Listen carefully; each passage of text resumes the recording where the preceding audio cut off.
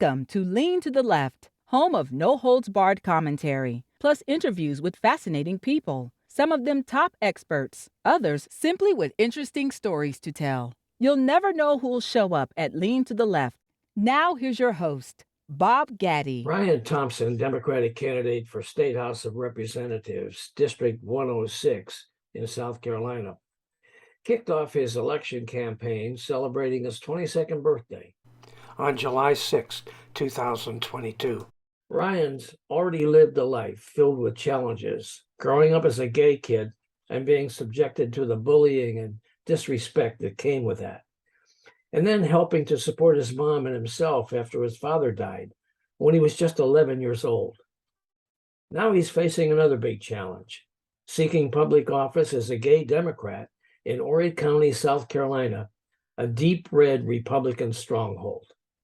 Ryan was born and raised in Myrtle Inlet, South Carolina, and has called Horry County his home for his entire life. He graduated from St. James High School in 2018 and recently graduated from the College of Charleston Honors College with a degree in political science. Ryan's passionate about his hometown and has been involved with local politics since he was 17, working on campaigns across the state, meeting with voters, and listening to their needs.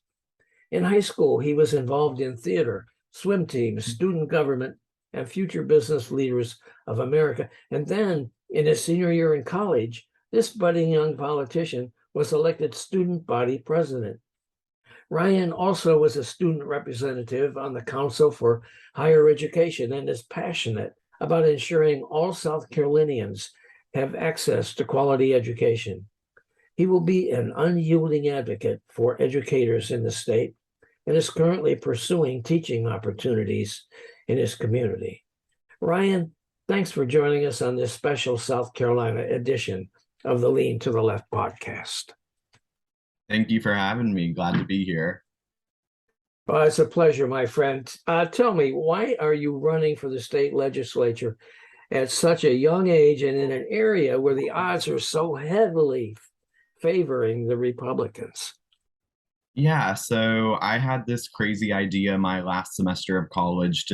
Everyone was always asking, what's your plan after graduation? What's next? And for the first semester, my senior year, I didn't really have any idea of what was going to be next or what I would be pursuing. But then my state representative decided to run for Congress. So that was like domino number one. And then Tom Rice decided to vote for impeachment. That was like domino number two. And so once I knew that my state rep wasn't going to be running for his seat, I was hell-bent on finding someone else to run because open seats are very rare here, or in general when it comes to running for an office. Right. And so I talked to my teachers, some of my family friends, and tried to say, like, I will work your campaign for you. What do I have to do to get you to sign up? So after not finding anyone and then also concluding my Clyburn Fellowship, I was like, well, I was just trained on how to run. If I can't find anyone else to do it, why not do it myself? And so that started the next round of having like little meetings with family friends or some other elected officials that I know, and just giving them that idea of like, hey, I'm thinking about this. What do you think? And then so getting all of that positive, like I was met with nothing but positive feedback, which I will say was surprising because I was 21 when I started this. And so this started from like my college bedroom. Some of my first interviews with endorsers, literally they could see my bed behind me from my college room. So I think anyone that runs for office at an age like mine, we're not doing this as like a career move or what we thought of like what would be next. To me, I couldn't find anyone else. So I had no other choice but to step up and do it myself. Well, while you were saying that, it just reminded me that, you know, a lot of good things happen from college dorm rooms. I mean, there's a guy that's a gazillionaire who launched Facebook from his college dorm room, right? I mean, Exactly. if he can do that, why can't you win, right? And that's really what it showed to me of I've been researching this district ever since I first got involved with politics when I was week before my 17th birthday. So I was almost 17, losing the 16-year-old part. And just I think this race is winnable, and that's why a lot of people have kind of scoffed at me because by every metric, it shouldn't be. But if you look at my numbers, if you look at the followers, if you look at the donations and where I've been able to do contacts and whatnot, I really think this race can be won. And it will be because of a lot of voters that are under 40 that I think will really be coming out this November. Well, that would be a heck of an upset if it happens. And, you know, Actually. but it wouldn't be surprising because you fought the odds all your life, right? Oh yeah, I mean, you mentioned my dad passed away when I was 11, so that forces you to grow up really quickly. So I had to become the man of the house, and so I've had a job since I was 12. I've always been an entrepreneur at heart, so I started out selling pet toys on Etsy. So I don't even think I was legally allowed to do that, but I still was. Wait a minute, you what? I used to sell pet toys on Etsy, so I made sugar. Let's see. Okay, got it. Right, right. So that's how my family was like, okay, let's let him process his dad's death by starting a business because that was what my mind wanted to do. So I had that little business for a while that I ran online. And then at 14, I was old enough to get a job at Chick Filet, which also is very ironic as a gay man working there. But it gave me Right. it gave me scholarship opportunities, which I never turned down money when it came for college. So ever since I was a little kid, I knew I wanted to go to college. I didn't necessarily know what degree or what classes, but I knew I wanted an education. Right, And right. so my whole my whole teenage years was working hard, not being someone that went to parties or got invited to them because I was always my face in a book trying to learn. Uh, And I mean, I think that hard work has paid off because I got to say I graduated without any college, any debt. So definitely paid off. that's pretty good for a guy that comes from a background like yours, where you really didn't have any family money that could help you out, right? You had to do it all on your own. And Yeah. here you were. I mean, but first, before we get into all of that, I want to know what kind of pet toys did you make these pet toys? Yeah, so I had sugar gliders during middle school, so I got to be the weird animal kid in middle school. But I had sugar gliders. I made toys for them. There was a pet store at the Myrtle Beach flea market where they used to sell some of my items too. Like Yeah. basically, as a kid, I always liked being my own boss. So when it came to Okay. trying to find a job after when it came to like what was I going to do next, I knew I had always thought about running for office probably in my 30s, or like I kept telling myself, well, you have to go to law school first, or you have to go get a master's in this to do it. All But right. then I started researching the other people that were running. I mean, we have someone running on the Republican ticket who doesn't even have the education for a title with education in the job description. So it kind of showed me that qualifications are up to the voters. You don't have to have any set stepping stone of patterns to be able to do this. You just have to know where to find the information. And so to Right. me, if a 21-year-old could figure it out, I feel like anyone can. No, wait a minute. Who is it that you're talking about that running for some job in education but doesn't have an education? What are you talking about? The state superintendent race. So I'm not going to say the Republican person's name because I don't want to waste my breath, but I'm sure That's you've fine. heard about That's doesn't fine. have a master's degree for the position that requires a master's degree. So Okay. seeing that, and then also 2020 was a really hard year for Dems in the state. I mean, we lost Mandy, Vincent Shaheen, Joe Cunningham. So a lot of these people that I really thought would have won their races didn't win. Mhm. And it kind of gave me that. And then seeing their opponents that did win and just the lack of drive for what they were doing. You know what I mean? Like when you campaign, you're hearing people's stories, you're hearing their needs, their wants. And if that doesn't weigh on you as a person, I don't think public service is for you, because public service to me is about helping anyone else other than myself. But it's because I've had to live on some of those government assistance programs that I realize how inaccessible they really are. Okay. Well, what is it about politics and the opportunity to serve that attracts you? I mean, this has been something that's been ingrained in you for a long time, and hell, you're only 22. So, what is it? Why? I think it's just the people, and that's really what it goes back to of why I wanted a political science degree. Because to me, politics is the science of power. Yeah. And like you mentioned, growing up as a gay person in the state is one of the most powerless feelings, especially as a person under 18 when you have no say in what laws govern you. Sure. So for me, I was always attracted to it because the government was the one person I thought you could depend on if you don't have food, if you don't have money, when you don't have the basic necessities to survive. The government's supposed to have those social safety nets. Right. And as someone who has had to live both on and off the safety nets, which were out of my control, it kind of just lit this fire under my ass that, I couldn't find anyone else to run. I could have ran in Charleston where I was living, and that's a much bluer area, but my parents raised me to go where the need is, and no one else was going to run here. So I said, you know what? Let's step up and just see what happens. And so far, it's been such an amazing learning experience. It lit a fire under your ass, huh?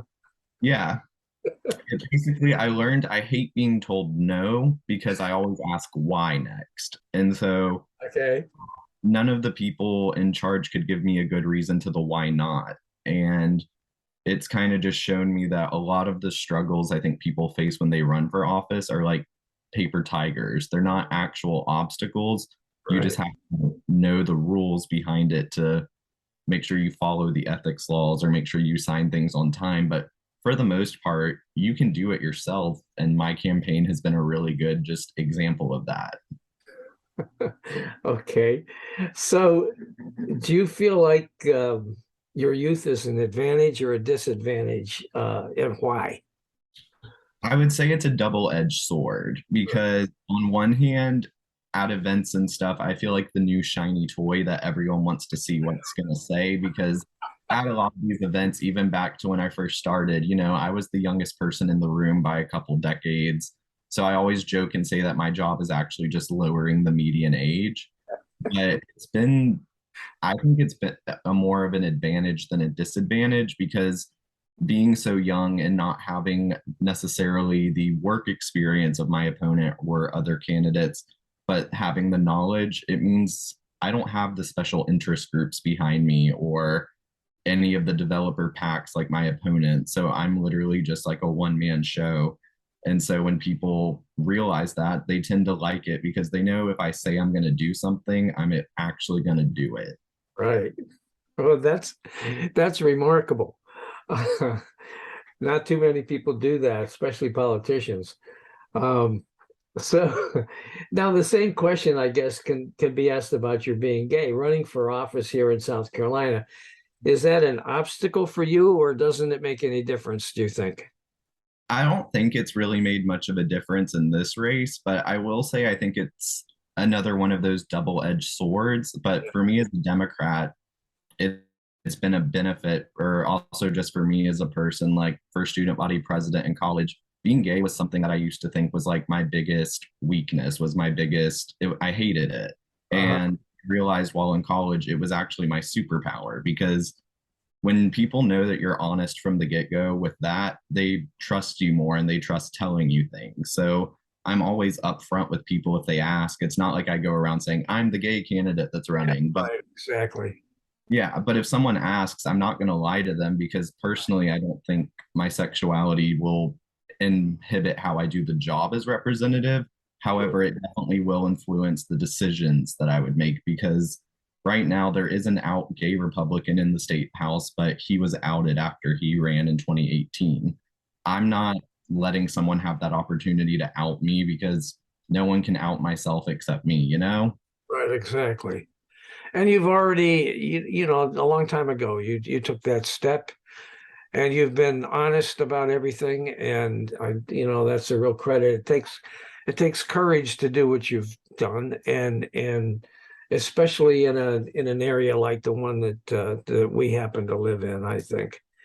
Uh, I'll tell you one thing, you would have been a tough kid to raise. My mom definitely would agree with that because I'm very stubborn, but it's because if I like when I put my heart into something, it's 150% in. I don't Yeah, but ever. you didn't take any, you wouldn't take any bullshit answer. Like if you asked, say you were my son and you asked me a question about, I don't know, anything, and I gave you some BS off the top of my head answer, your first question would be, well, why? And then Mhm. I'd have to actually think about it. Yeah, Okay. that's All kind right. of So why. as a parent, that's that could be a challenge. I mean, what if you don't know the damn answer, right?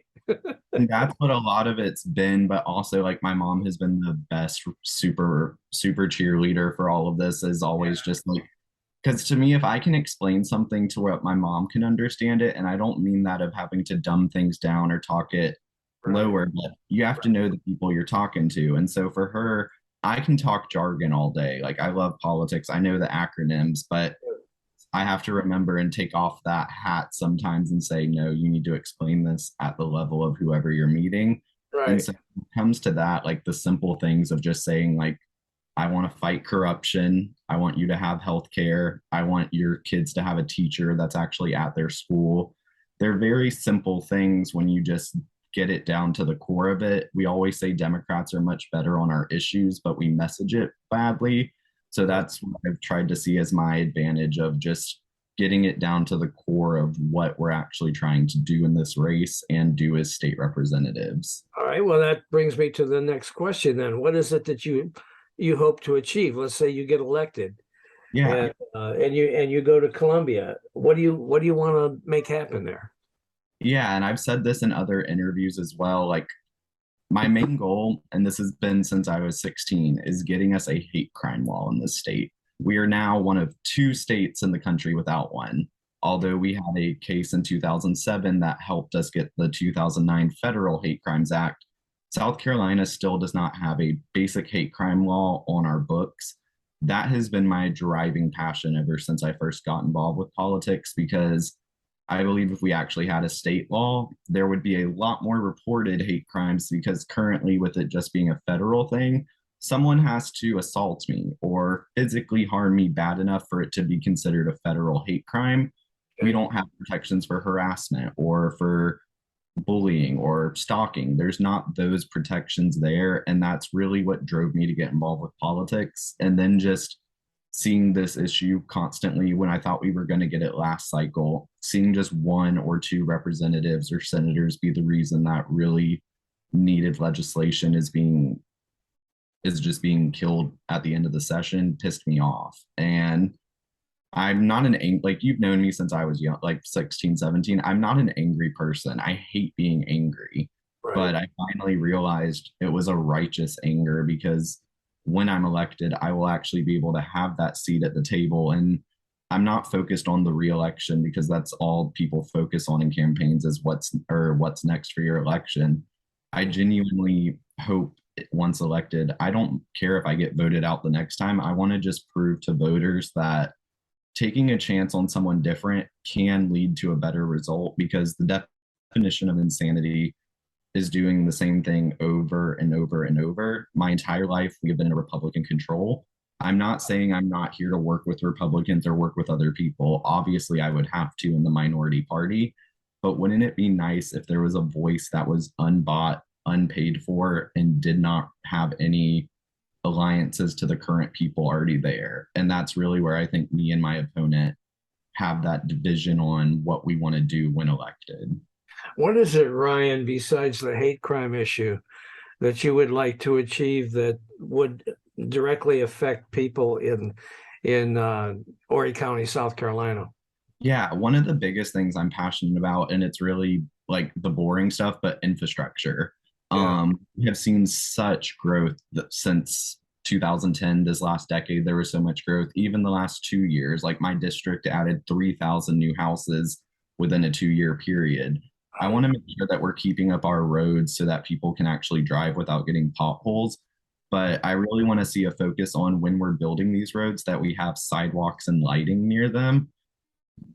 That's a big thing I'm passionate about, like near our schools, making sure that our roads are properly lit up. Because currently, like the St. James, where I went to all three of those schools, we've had students get hit by cars walking home from school, and they've never done anything about it because we were told in high school, oh, it costs too much money. So I want to make sure that if they need a pedestrian crossover, there are funds to do that around all of our schools so that we can keep them safe for students when they do leave. Did do you feel like the developer influence is how do I want to ask this question? I'll just tell you this. One of the things that really bothers me about this area is the uncontrolled, seemingly uncontrolled explosion of development. Mm-hmm. Houses, condos, everything. The trees being ripped down, the green fields being ripped away, dug Mm-hmm. up, and condos and houses and strip centers and gas stations and everything suddenly popping up and taking their place. It just bothers me, and it raises the question in my mind: why is it that the politicians don't do something about this? Why don't we have some kind of control? Why do these zoning changes just automatically go through to allow this development? Do you feel like this is part of the corruption that you're concerned about? 100%. Part of my campaign has been saying follow the money. So I don't accept corporate PACs or those type of donations, whereas my opponent, most of his donations come from the LLC loophole where someone can donate as an individual and then their spouse donates and then their business donates and then their businesses donate. Right. If you look at the people's forms from it, it clearly, like if a 22-year-old can look at this and see, okay, so this developer paid this person and this was the vote result, Right. That's really corruption to me. And I think a lot of it happens on the county level. Yeah. And because it hasn't been called out for a while or have anyone to run against them on the Democratic side, they've let it go unchecked to the point of where that's been a big thing of like, I've gone to the county council meetings and just the lack of preparedness for one out of our elected officials, but also just the lack of genuineness. I think that's a thing that younger voters like me or just the younger generation has a better read on, is when someone's honest. Mm-hmm. And I can just tell by the looks on their faces, they don't care what their constituents are voicing or saying when it comes to those decisions. A lot of them are either related to those developers or work in real estate or a different industry that will see a lot of economic boom from this development. But when it comes time to making sure we have correct schools, enough parks, regular local infrastructure, it gets turned away because everyone is so focused on tourism instead of building back for locals. Well, it does. It costs a lot of money to run for office, and you're telling me that you're not taking any money from the corporate PACs. Presumably, the only funding that you have for your campaign is coming from individual donors. Is that correct? So I've had one PAC donation for a group that endorses candidates under 30 that are running in red districts. But other than that, all of them, I've raised over 10 grand. I haven't called anyone yet for money. I've just used social media, going to events, actually doing grassroots politics to raise my money. It's not that I don't like talking on the phone, but if I'm going to call someone, I would rather call to ask for their vote than for their money, because yes, you need money to win a race, but my opponent spent $77,000 just to get his nomination. So if you're that unpopular that you have to spend that amount of money to get a nomination in a safe R seat, I don't think you're as strong of a candidate for the general election. And that's what my campaign and what I've really been able to show voters is, if you're looking for someone that's actually wanting to do the job of representative, look at my social media, look at the information I put out. And if you're looking for someone who's being paid for and puppeted by an organization, look and see what my opponent puts out. The degree of separation of messaging is something I'm really, as a student of like political messaging, interested in. And just, I think you can tell when something's written by someone or when it's written by someone else. And that's why I keep the typos and stuff or I don't keep them. Sometimes I don't realize I have typos, but at least people know when they read or see information, it came from the horse's mouth, not from my handler. Do you have a handler? So my sister's been helping doing like co-managing because I Your need sister's your handler. Yeah, basically, it's been a family affair for sure because Right. none of me and my sisters are all first generation college students. They've gone on to have great careers and children and lives. And so for me, it was like they always knew I would do something big, but no one expected it to say, "Hey, I'm going to run for office at 21. Let's go." But it's taught me so much in just the 6 months that I've been doing it. Well, it's 10 grand enough for you, and you're looking to raise more, right? Yeah, definitely always looking to raise more because I'm that's one of the been one of the best benefits of it. So I don't come from a family with money. I come from someone who lives off food stamps, Medicaid, that type of family. Right. So the money from the campaign, I almost think of it as monopoly money because it's not mine, it's the campaign's money, but it's allowed me to do such good things. Like I found like $400 worth of baby food or baby formula that was discounted to where I spent $50 and was able to donate that to families in the community. Same with some like hand sanitizer and stuff for teachers. I have like this really, when you learn how to use a dollar, you know how to stretch it further. And so instead of doing some of these big pricey ad buys or stuff like that, I've been doing it so that I can go to community events as a sponsor or donating to help other people. Because to me, that's the best word of mouth marketing you can have is this person's not even elected yet, but is using their platform to help others. And I'm hoping that win or lose, it'll inspire other people to run as well. And if they need help with that, I've basically let myself be the guinea pig for this process so that I could learn because I'd worked on campaigns, but I had never been in charge of one. And so Wait, now that I've had to wear all those hats, it's taught me what I'm good at and what I'm not good at. wait a minute. I want to go back to something you said. Yeah. I think you said that you ended up buying, what was it, $400 worth of baby formula for $50, and you bought it and then you donated it to some people that needed it. And Yeah. that was part of your 10 grand of campaign money that you've raised, right? Right. So you use campaign money for baby formula to help a family that needed it, not to buy ads on Facebook or on TV or on the radio or whatever. Yeah, because to me, $50 for the amount of people it would help, that's a no-brainer. Like that's why I say it's monopoly money, because yes, I'm very grateful for everything I'm donated, but what I've shown, like I didn't buy any digital ads until like 2 weeks ago. So all of the growth you've seen social media was organic growth. It wasn't paid.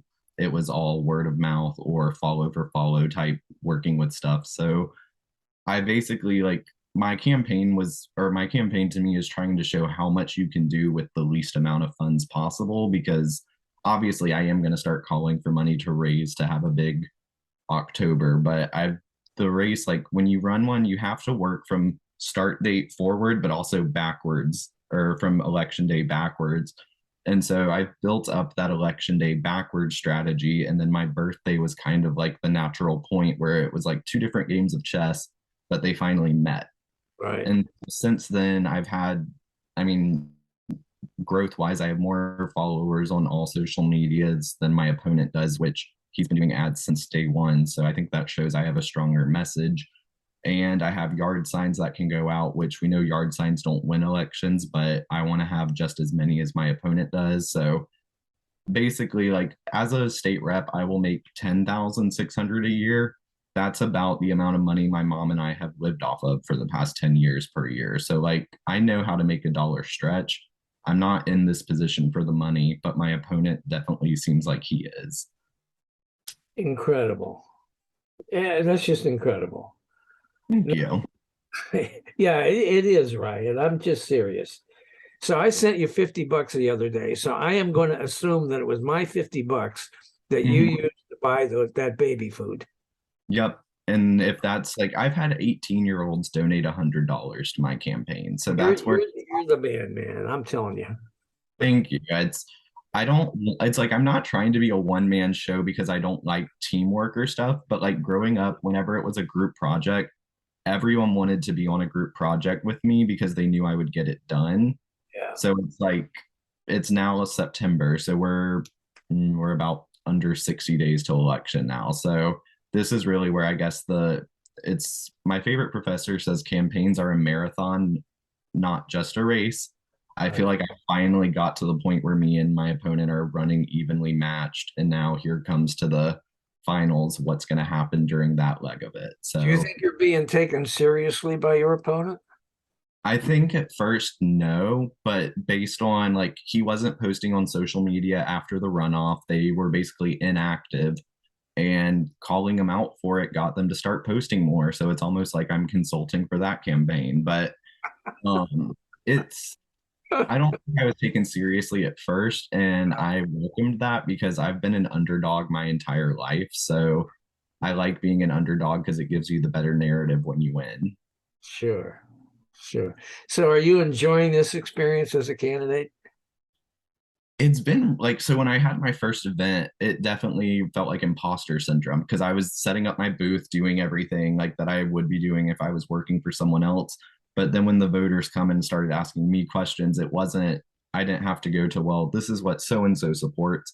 I got to say, well, this is how I feel about it, but what's your issue with it? And then just it's made me realize I was a better candidate than I thought I was when I started. I didn't think I like when I first launched, I was like, oh shit, this is gonna be hard. Or I knew it was gonna be hard, but at that point, my opponent already had 30 grand. So I was like, well, what are we gonna do there?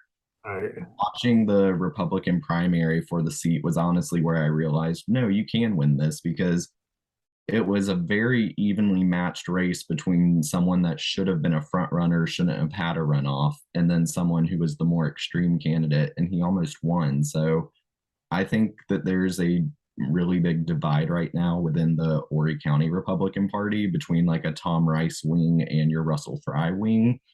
And I'm running against someone more on the Tom Rice wing, but in the Republicans or in the Russell Fry seat. So it's almost been like having to do two different versions of campaigning, but I'm just excited. I love talking to people and hearing their issues. The only parts of it I don't like is when I don't have like a concrete solution that I can say, well, on day one, this could happen. Right. Well, Ryan, this podcast has a lot of listeners and viewers that are outside of South Carolina. So just to explain, Tom Rice still is the congressman who Republican congressman who had supported Trump all the way through until the insurrection, the January 6th insurrection. And then he voted to impeach Trump.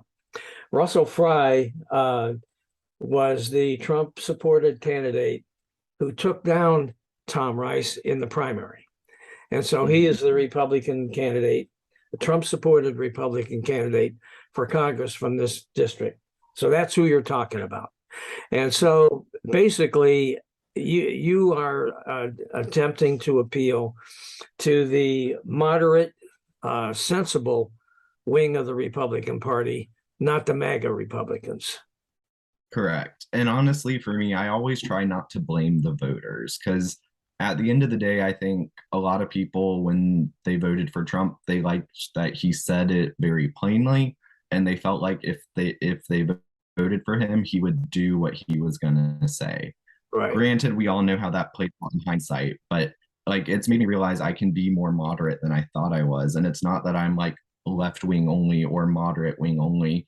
You can have a diverse set of platforms and ideas as a candidate. It's really if you just don't focus so much on the party label, but focus on the person. Yeah. And that's why I've had a lot of really good feedback from people, and some of them who they see me and they're like, well, you're young and wanting to do this, so why not let you? That's kind of my like elevator pitch to Republicans is if you don't like me, you'll know where to vote me out in 2 years. And with presidential turnout, you'll have a better shot of doing so. So like that's why like I'm not set on the re-election. I still have to focus on this first, but I genuinely think we could pull out an upset if our base goes out and votes, and then the persuasion universe that I have that I've been able of.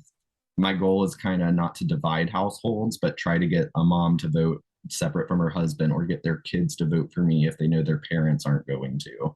Yeah. So it's a lot of voter contact. We've actually, by the end of August, had over 10,000 contacts. So, Oh, yeah. it's impressive. Now, don't you think, you were talking a little bit about divisiveness and so on. Don't you think, though, that that a lot of people are really a little bit bluer, maybe, than they might think? Oh yeah. Look at the individual issue. I wrote a blog about that the other day, and it just struck me that if you look at many of the key things that people are concerned about today, that if you just look at those issues and where you stand on those issues, aside from all the rhetoric that's coming from the party itself, the Republican Party itself, it seems to me that sensible people are just a little bit more bluer than they might Yeah. think. So my bachelor's essay that I did with one of my professors at CFC was I made an empathetic action scale. So it took survey data from the 2020 American National Election Study, and what I did with it was make a scale from 4 to 20, with 20 being least empathetic and 4 being most empathetic. Okay. And what we found was each generation slowly but surely is getting more empathetic with how they vote, with Gen Z, my generation, being the most empathetic. So what it's kind of showing, what my essay was basically saying, is political beliefs are passed down from generation to generation, same way that we pass down genes, and then same way that prejudice is passed down. But for the South, which is where I was focusing my data set on, the South is changing very quickly. Like within 30 years, the amount of white people that consider themselves Southern is now the same as Black people. So now having that Southern identity is no longer a one party rule.